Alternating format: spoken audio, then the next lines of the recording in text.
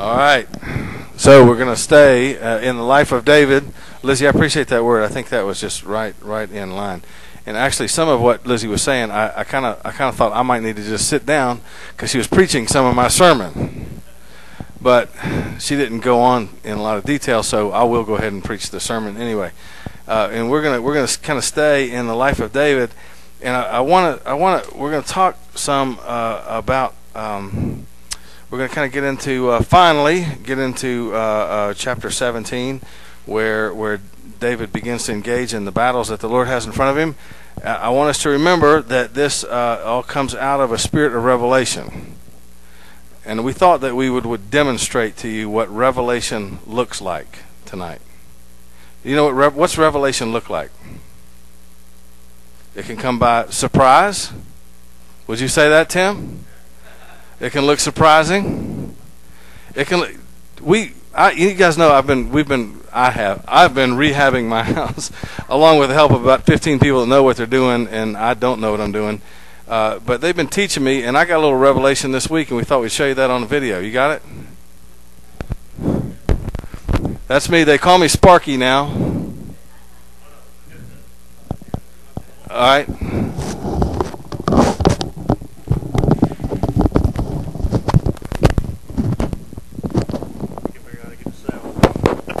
There you go. You're all set now, man. That's that right there.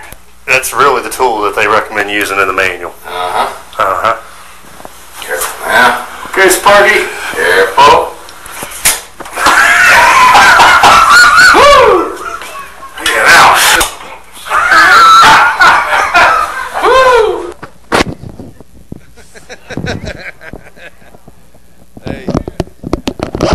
They call me Sparky nowadays. You can see me getting some revelation on the electric lines there. That's one type of revelation. Last week we talked a little bit about a spirit of revelation, and I want to talk a little bit more about what is it that arises out of the spirit of revelation. Remember, when we're talking about this revelation in David's life, this revelation that he was receiving, can we remember that when think about this now. Here's David, and all he's got is the Torah. He's got God's law. And he's got maybe some discipleship by way of Samuel. But really, that's it. And it's in this we talked about this. He's out there in the fields, and it's in this kind of intimate relationship with God that he really begins to get revelation about who God is. Like there was really no preacher to preach at him. He's there by himself, kind of estranged from his family to a certain degree at least, and maybe to a large degree, and he's at it, and God really begins to unload this revelation, and the revelation that he's getting primarily is revelation about who he is, who God is, and who David is in him. And so, like when we read, like we can read the book of Psalms and go, oh man, that's some pretty cool stuff. Like David's got this kind of download on who God is. That's pretty cool. Like no, it's like really cool and it's really deep. This revelation that he's getting. When we really understand it, that's just kind of arising out of this intimacy that he has with the Father.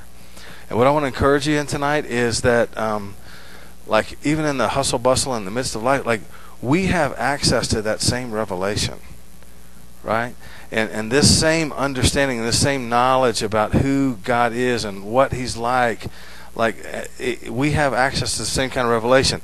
And what we're going to see tonight, as we get kind of into verse 17, is that out of this spirit of revelation, that arises out of relationship, the spirit out of that all comes this what I would call like a divine confidence. And so as David begins in chapter 17, as we begin to see him come into this divine confidence he has, I want us to remember that this confidence and this boldness that he begins to move in is really arising out of the revelation that he got as on the fields as a shepherd boy, right? And so that's kind of the preliminary, and we see it here in chapter 17. We're in 1 Samuel 17, and what we're seeing here is the unfolding of there's a national crisis that is erupting before the leaders of Israel, and there's a battle that's going to ensue, and God is going to use this national crisis to really introduce this young shepherd boy kind of onto the natural scene. And that is a brilliant plan. here's the deal. This is lesson number 1. We're just going to be kind of relaxed. I'm going to read through chapter 17. We're just going to kind of understand the story, and we're going to see 3 or 4 lessons, 5 lessons or so in that, and just in a real relaxed way. I don't really feel like I got this brilliant sermon tonight. What I feel like I got is some real wisdom, though, out of this story that the Lord gave. And the first one is this: like, guys, can we remember, as these guys stand on the precipice, as Israel stands on the precipice of this battle with the Philistines, can we remember something? That without a challenge, or with lesson number 1 for all you note takers in the crowd, without a challenge, without a battle, there can be no victory. Right? And that's what we're seeing here in 17. And so I'll tell you that, like, as I was preparing for this, like, I'll tell you that I've faced some challenges over the last 2 or 3 weeks or so. And my sense is I'm not the only one here. But we faced a few. And in the middle of that, we decided we would rehab a house. And in the middle of that, we decided that we would go ahead and move, since we would have a new place to move, and we had to get the old place ready. And in the middle of that, we have decided ATC to launch a pretty major offensive in Sudan. Some of you guys are going to be there with me, and there's people there in Sudan there right now. And that was pretty labor intensive. And by the way, why don't we have a church picnic? And 60 or 70 of you guys, come on up. We'll hang out at the pond. Like, these are all good things. You know, we in the last couple weeks, Joy has really faced some medical issues. I don't want to go into all the detail of that. I don't know if I understand all the detail of that, but like, she's really faced some medical issues, and it's just it's been a challenging time. And as I was looking at some of this tonight, I was recognizing that, like, look, without a challenge, without a battle, there's no opportunity for victory.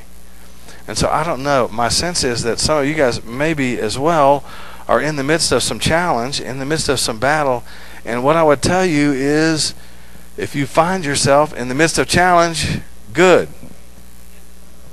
And if you find yourself even in the middle of a battle, good.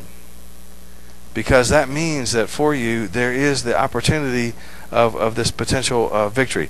And that's what's happening. We want to look at some of that tonight, and what happens in that process, and how it is David emerges as victorious and all that. Because that's what's happening for Israel right here in chapter 17. They faced a challenge, they faced a battle, and they faced one with a formidable enemy. What made the Philistines? I learned something this week. What made the Philistines so formidable? Anybody know? What do you think? They had weapons. The Philistines had what?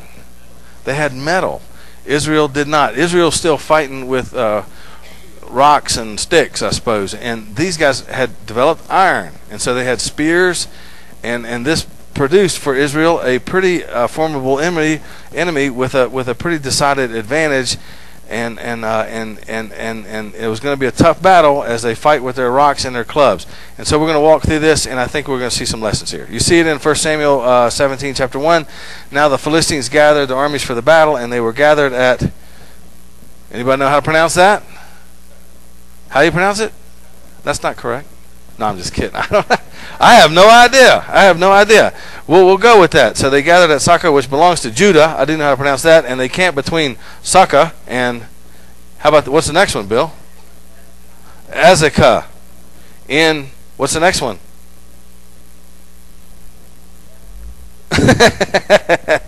So all we're seeing here in verse 1, chapter 17, is the Philistines are gathering for battle, and we see in chapter 2, Saul and the men of Israel also gathered. They camped in the valley of Elah and drew up a battle array to encounter the Philistines. So Israel also gathers to fight. We want to picture it. Israel lines up against the superior army. They have more people. They got swords. They got better weapons. They're a vicious foe. If Israel loses, that all their warriors will be killed. Their women are going to be raped. Their children are going to be taken captive. And by the way, as they approach this battle, they do so with a demonized leader who's in and out of sanity by the name of Saul. Not such a good day, perhaps. And then the giant appears. You see that in verse 4. A champion came out from the armies of the Philistines. His name was Goliath from Gath, whose height was 6 cubits and a span. That's about 9 feet 9 inches. That's a big old boy, as we used to say, playing football. That's a big old boy. I might take him down, but I'm going to get me a lunch because it's liable to take me all day. You know what I'm saying? And so here comes Goliath, and he emerges. And watch this. Here he is in verse 8. He stood and he shouted to the ranks of Israel. That word shouted, I looked it up in Hebrew. That word, it is two words for shout. One word is shout, like I'm shouting out loud. One word, it really has kind of the connotation to it. He stood and he accosted them. Like a lot of commentators, a lot of people indicate their belief is that this was not going on. It wasn't like when I was a kid and we went to Bible school, we had this little picture and Goliath comes out and he shouts or he accosts the people of Israel. And it was kind of this one-time thing, and then David steps up. He's there with his slingshot. Like, no, really what's going on? This is going on for some period of time, probably about 40 days. So every day Goliath comes out and he accosts the people of Israel. He's shouting at them. He says to them, "Why do you come out to draw up in a battle array? Am I not the Philistine and your servants, and you servants of Saul? Choose a man for yourselves. Let him come down and fight me, or come down to me." The enemy stands in the spirit of accusation. That's what Lizzie was just talking about. The enemy stands in the spirit of accusation. Lesson number 2, underline this one. Unrelenting accusation is the enemy's tactic. It is his strategy to break down and undermine the spirit of courage that we receive through revelation of understanding who God is. Does that make sense? And you've seen it. I've seen it. He said, why have you come out here to even line up for battle? It's hopeless. Matter of fact, you are hopeless. In fact, why even engage this battle? You're going to lose. Now, I don't know about you guys. That's not too far from the voice I hear in my head sometimes. Am I the only one? Oh, good. I may not be crazy then, or maybe just a little bit crazy. And what we're seeing here in 1 Samuel chapter 17, remember we talk about the Old Testament, an Old Testament physical picture of a New Testament spiritual reality. And it sounds to me, when I look at this passage and I understand what Goliath does as he shouts and accosts the nation, he's like, "Who are you? You're a failure. Who are you? None of you can stand up to me. Why even line up for battle?" That to me sounds a whole lot like the description of Satan we see in Revelation chapter 12 verse 10, where it says, and I mentioned it a minute ago, where it says, "He accuses them before our God both night and day." Well, here is Israel's response. In verse 11, when Saul and all of Israel heard these words of the Philistine, they were dismayed and greatly afraid. And then we see later in verse 24, when all the men of Israel saw the man, they fled from him, and they were greatly afraid. Can I be honest enough to tell you that in the culture that surrounds us, and all the church is facing these days, I think this response on the part of the nation of Israel, it sounds somewhat familiar to the response of the people of God these days. And in fact, it sounds familiar, at least to me, at certain points. And so this is what we're seeing in chapter 17 is the nature of the battle that we all engage. First, we're seeing this accusation from the enemy outside the camp. But now watch as the battle gets even a little bit more intense and a little bit more personal. Look at verse 26, 27, 28. And so David spoke to the men who were standing by him, and he's saying, "What will be done?" He's still bold, man. He's still got this divine confidence.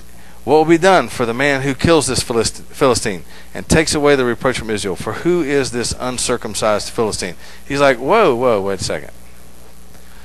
Who is this uncircumcised Philistine? Meaning, who is this guy who has no relationship with our God at all? Like, who does he think he is? Who is he to even talk to us this way? This Philistine, that he should taunt the armies of the living God. And the people answered him in one accord, and they're saying, "Well, this is what will be done." He's going to get land and the king's daughter and all that. But now, check this part out. Now, Eliab, that was David's oldest brother. Now Eliab, his oldest brother, heard when he spoke to the men, and Eliab's anger burned against David, and he said, "Why have you come down here? And with whom have you left those sheep in the wilderness?" Like, go back to watching sheep, buddy. We're about to engage battle. Who do you think you are? Now, see, I want you to notice this progression, because this is the progression that oftentimes the enemy will use in our lives. There's this accusation. There's this accusation from the enemy, from those kind of outside the camp.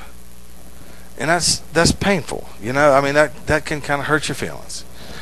But then the battle becomes more intense, and now the accusation, now that same spirit of the accuser comes to David, and it's not from somebody on the outside, it's from somebody on the inside. Ever experienced that one? It's not just anybody on the inside, it's his own brother. It's someone who, dude, you love your brother, don't you? You got his back? I know you do. Well, mostly. Always. Well, that's what David would have thought.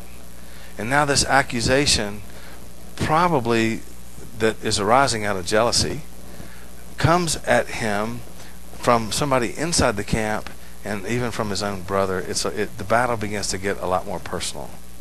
You understanding this? You've seen this progression? Maybe you've experienced some of that yourself. I read a book. Any of you guys ever read this book called The Heavenly Man? I was amazed by this. It was this guy who was a prisoner in China. You know, sometimes when we think of China, we think about all the cool business. They're buying Smithfield hams. Did you know that?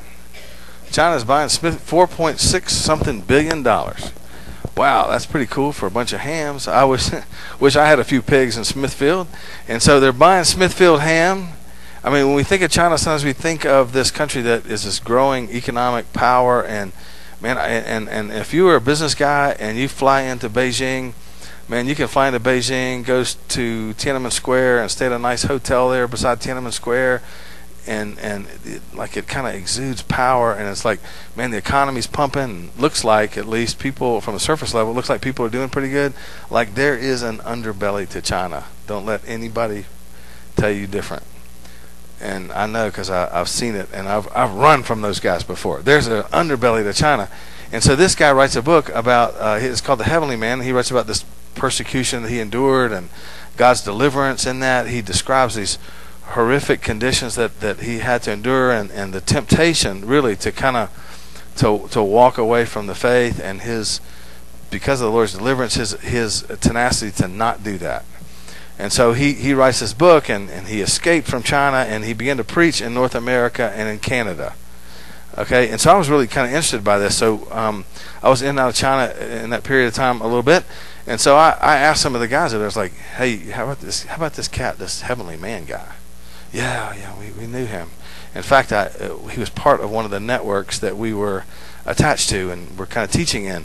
And so they telling me stories, and well, this guy gets to the States, and there arose, particularly in Canada, but also in the U.S., some opposition to him. And they began to talk about, well, maybe he's lying, maybe he's stretching some of these stories. And this went on for 2 or 3 years, and at the end of his time here, as he came under that kind of fire and he was attacked by his own, what happened is that what the communists could never do to destroy him, the church did for them. And lesson number 3 is this, and we see it in the life of David, we see it as it play out this battle here. I want to tell you, like, nothing hurts more than the knife of a friend or loved one. And I want to warn you that when you step in to really engage the battle and pursue God's victory in your life, it is extremely likely that it will occur. It can come from friends. It can come from family. It can even come from inside the body. My buddy, John Richmond. How many of you guys in here know who John Richmond is? My buddy John Richmond, he and I went to India together, and as we came out of India, man, the Lord was really moving on him, and he felt like he was going to walk away from the law practice that he was engaged in, and he was going to give his life to serve in India. And so he contacted International Justice Mission, and he was going to become an attorney with them and go fight child slavery and child prostitution and all that in India. You know what he told me? He told me, Dave, I understood the ridicule that I got from all the guys in the office. I even kind of expected that. And I expected it from some of my family, mostly those who weren't really believers. I expected some of that. But what I didn't expect was that the most ridicule I got was from even those inside the body who thought we were absolutely crazy. Lesson number 3, nothing hurts more than the knife of a friend or a loved one. And I'm promising you, when you step in and really begin to engage the battle that God puts in front of you and pursue His victory there, it is very likely that it will come. Making sense? Yes, ma'am.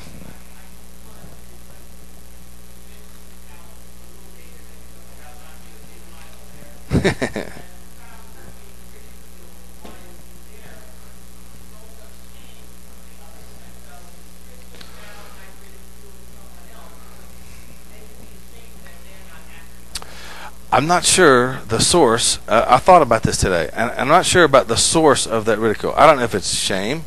I don't know if it's jealousy. I don't know what it is. I tell you what. Ultimately, that same spirit of accusation that we're seeing in Goliath, and that David begins to see in his brother, that same spirit of accusation that we might see from outside the body, when it begins to come at us from within. It's that same spirit of accusation, and that's what it'll accuse you of being crazy. It might accuse you of being prideful. It might accuse you of being arrogant. But in any event, it's that same spirit of accusation.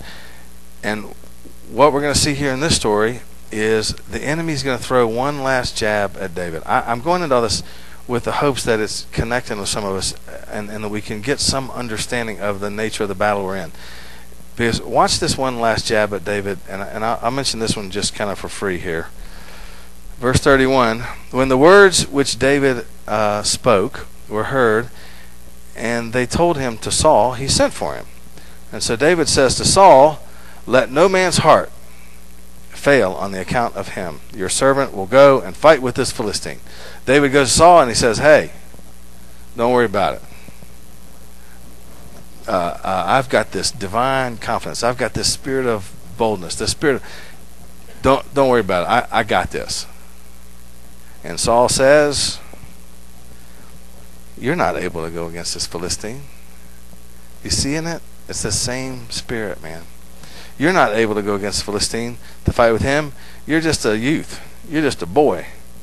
While he has been a warrior from his youth. Lesson number 4, those operating in this divine confidence are often scoffed at by unanointed leaders. Okay? And so David's getting this on all fronts. He's getting it from outside the camp and the spirit of accusation. He's getting it from inside the camp, even his own family. And now that person who is in this position of leadership, who we know, because we studied this earlier, has lost his anointment, that unanointed leader also begins to scoff at him. That's the name of the game. But I want you tonight to be of good cheer. We know the end of the story. We can expect those things. We can count on them. But what I see in here also are 3 things in the life of David. I just want to kind of briefly go through. But 3 things in the life of David that allow him to continue in the spirit of divine courage, in the spirit of might, that allow him to continue in that and emerge victorious. And my contention is that we have the option of these same 3 things. Because all of us are going to get hit by the spirit of accusation from outside, inside, in the family, even this unanointed leadership, whatever. We're all going to get hit like that. But we all have the same revelation that David has. We have access to the same relationship to the Father that he has.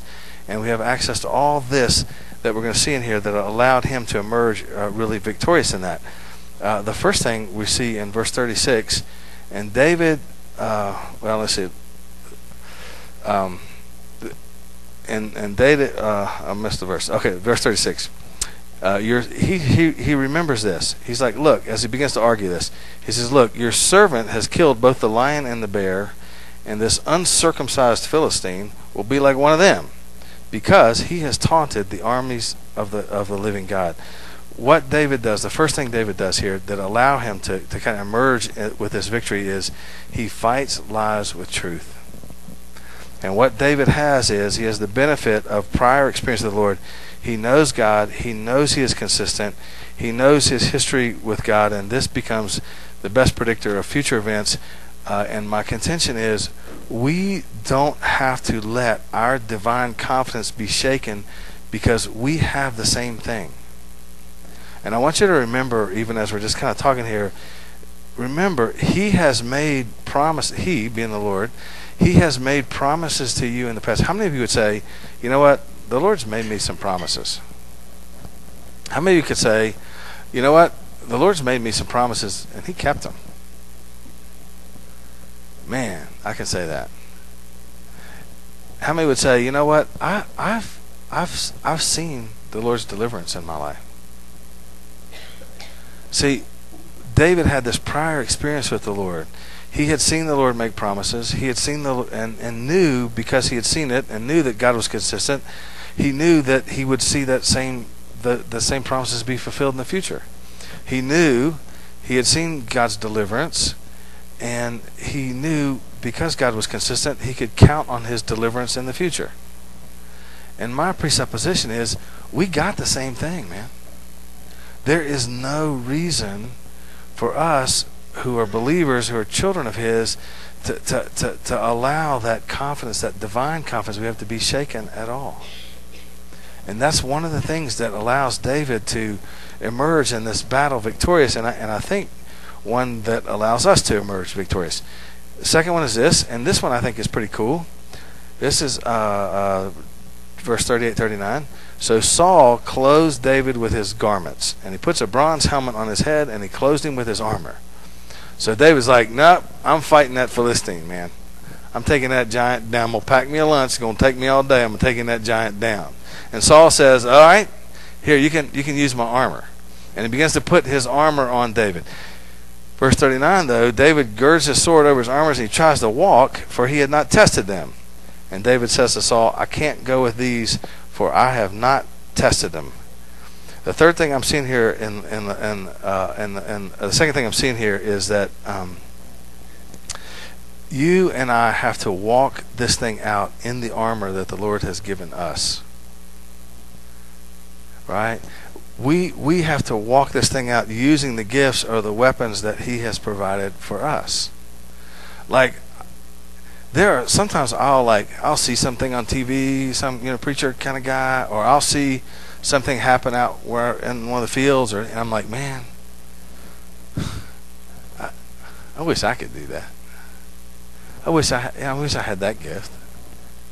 But like, here's the thing, he has given us each our own gift, and if we try to walk out this thing in somebody else's armor, or using a gift that we don't possess because we saw it operate in somebody else, the end of that thing's not pretty. It doesn't look good.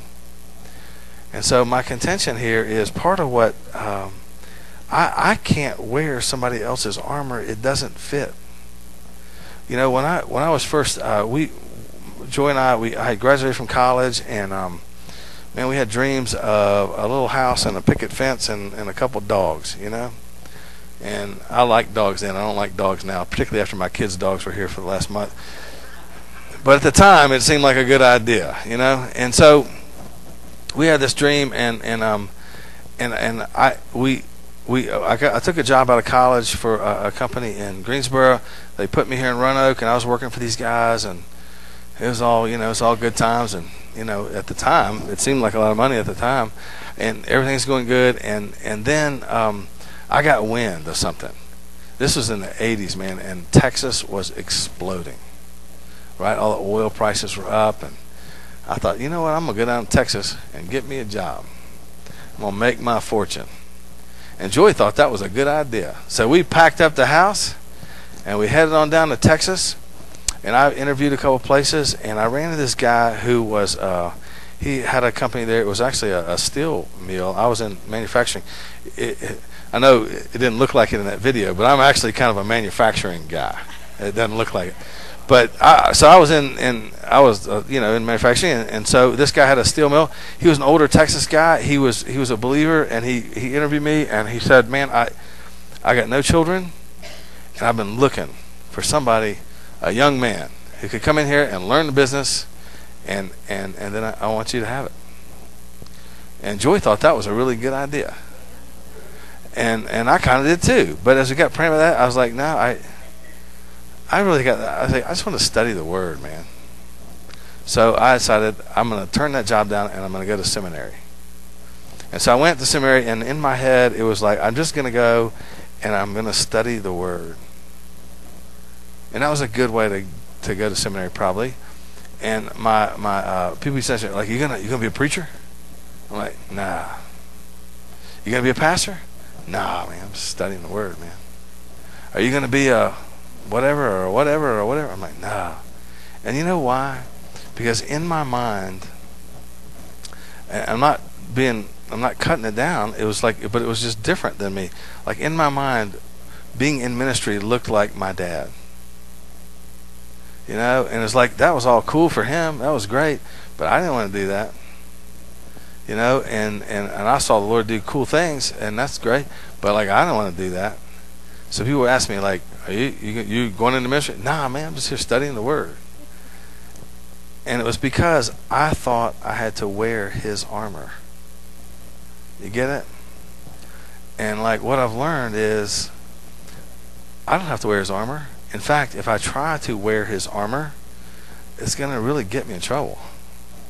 But I can just wear the armor the Lord gave me. And I can operate in the gifting that He's given me. And I can pursue the call that He's put in my heart. And I can walk in my own armor. Like, see, Saul had walked it out a certain way. And he's like, nah, that's not the way I'm going to fight. And my contention is that a lot of us, we're trying to walk this thing out, but we're trying to do it in somebody else's armor. Like, can I give you some advice? Don't go to East Congo by yourself. That's easy for me. But walk in your own armor, man.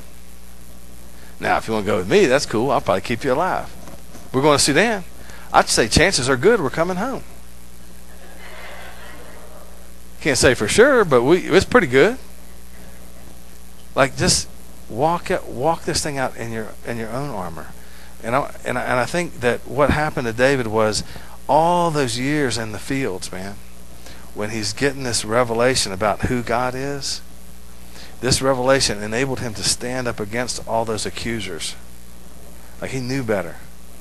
It's like all those people on the outside, and even as that accusation began to travel on the inside the circle, and even when his leader, that unanointed leader, scoffed at him, like he had spent enough time in the field, he had spent enough time with the Father that he knew, I didn't pay attention to all that.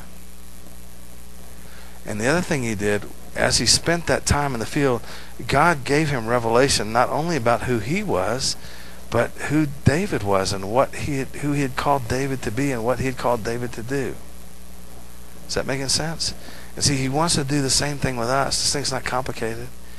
He wants to just spend time with us, engaged with him in relationship, revealing who he is, and also revealing to you who you are, which will enable you to just walk it out in your own armor.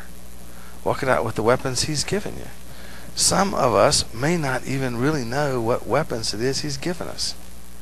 Well, I'm going to tell you, it's pretty darn hard to go into a battle without knowing what weapons we got. We thought we'd break the neighborhood in good up there at the new place. So Lopez isn't here tonight, but Lopez and one of his buddies, they showed up, and these guys got guns galore. You know, I'm like, man, I'm amazed by that. And I had to keep asking them though, like, what's that gun? And they'd tell me, and I'd be, well, what's that one? That was pretty loud. I'm sure the neighbors heard that. What's that one? What's that? And so, like, I don't understand their weapons. I don't know what their weapons are. I don't know. But I know the weapons he's given me. And so I think if you would just ask him, like, he'll tell you. He'll tell you what armor you're supposed to wear. He'll tell you the weapons he's given you. And then you can just walk in that. And that's what enables me or you, me and you, to endure all that and really emerge from the struggle and the battle victorious. Is this making sense? All right, last one here. Finally, the third thing. The third thing I'm seeing here in the life of David is that allows him to maintain this divine confidence and emerge victorious is, and I think this is a big one. Look at verse 47. And that all this assembly may know the Lord does not deliver by sword or spear, for the battle is the Lord's, and he will give you into our hands. David recognized here that the battle was the Lord's. This divine confidence he had was not his own. It was confidence in him, and he knew that this confidence in the Lord was what would allow this battle to emerge victorious. It was his battle. David did not engage. There's a couple things here. He did not engage his own battle. He engaged the Lord's battle. Can I tell you, like, be honest enough to tell you, like, some people I'm around, like, I really like them. And some people I'm around, I don't really like them all that much. Now, all you guys sitting here, you can feel comfortable. You're in that, I'm in the I like you crowd. But sometimes, you get around saying, it's like, I don't really like them.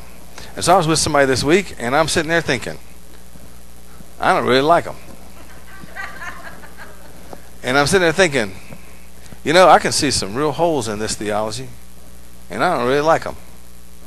And I'm sitting there thinking, not only do I see some holes in this theology, I could argue it, and I could really make them look bad and feel bad, probably. Straighten them out. See, that would be my battle. Right? The battle that David engaged in wasn't his own battle. It was the Lord's battle. And because it was the Lord's battle, he understood and knew that the Lord could handle anything that he put in front of him. Right? I'll tell you, I've seen many things in my own life happen. I've seen some battles won that I can tell you for sure only God can do. And David's like, he's like this. He's like, look, you want to come at me with that sword? You want me to come at me with that newfangled technology you got called iron? You want to come at me with this javelin? Go ahead, bring it. And I know you're 10 feet tall, but you just bring it, because God is bigger. This is his battle, and he is bigger than all that. My sense is we all face some things that are just much bigger than ours, that much bigger than us. Agreed? Some of those things we face, they're really not our battle. Leave it alone, you're going to get burned. I've done it many times. You saw it there. That wasn't really my battle. That was supposed to be Wilburn's battle. And you saw the result of me operating outside my own gifting. Yes, you did. We face things that are bigger than us. Some of it's not our battle. Leave it alone. The Lord will deal with it some other way.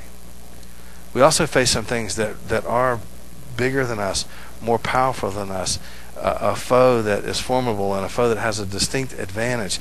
But it really doesn't matter, because if it's the Lord's battle, he wins that battle. Is this making sense? Those are the things that really allowed David to emerge victorious. And so, I don't know. Here's the thought I had as I was thinking through this. I don't know what's confronting you. I know what's confronting me. I don't know what's confronting you. I'm asking you this. Is it financial?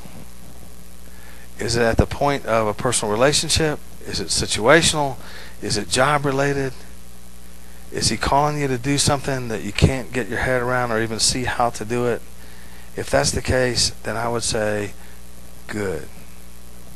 Because you're on the precipice of seeing that God is bigger than you thought he was.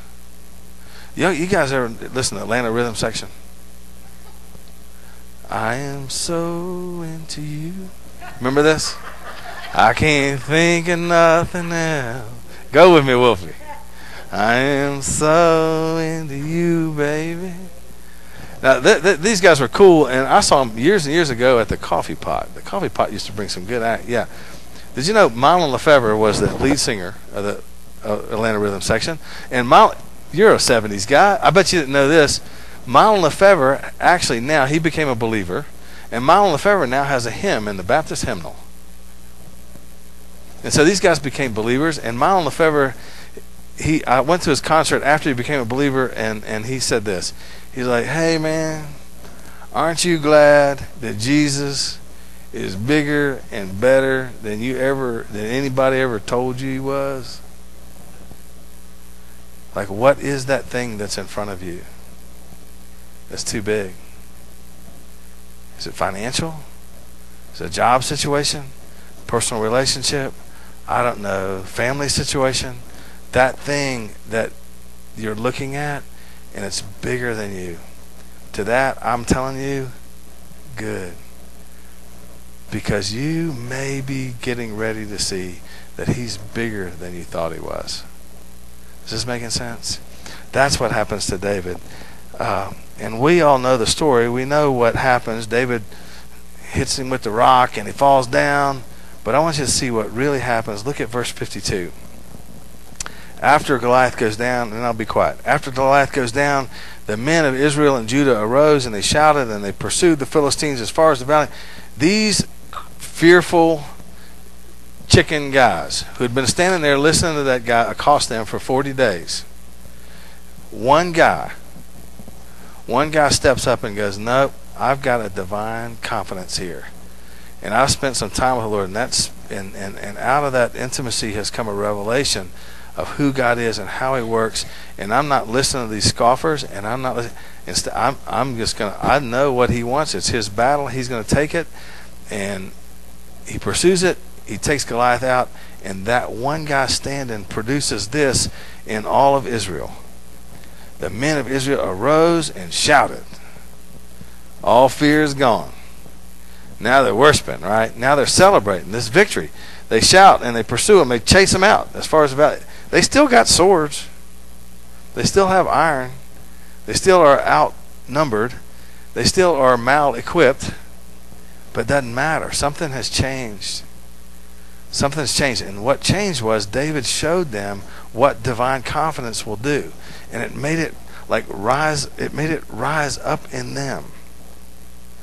And so that's the last lesson of the night. And I think it's really important for us, because here's the lesson. When the Spirit of the Lord falls on a few, it's contagious. And guys, I bring that last one because I really believe, I believe that's what the Lord is calling this body to. I believe he's calling us to being women and men who have this divine confidence, who can, like Lizzie said earlier, ignore the enemy's accusations and rather understand how big God is. They can put on their own armor, fighting lies with truth, and emerge victorious in this battle, and then watch it spread because it's victorious.